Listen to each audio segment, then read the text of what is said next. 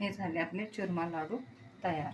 चुरमा लाडू बनवण्यासाठी 16 सोमवारसाठी चुरमा लाडूचा नैवेद्य महादेवाला दाखवतात. त्यासाठी लागणारं साहित्य: कणिक, गूळ, एक छोटी वाटी आणि ही छोटी वाटी अर्ध तूप, या 3च गोष्टी लागतात.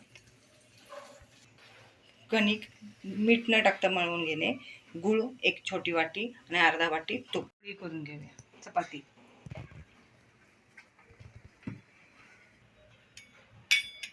थोडंसं तूप टाकून भाजून घेऊया. अशा आपण ह्या छोट्या 5 चपात्या करून घेतल्या त्या पिठाच्या. सोरा करून झालाय, त्यात आपण गूळ टाकूया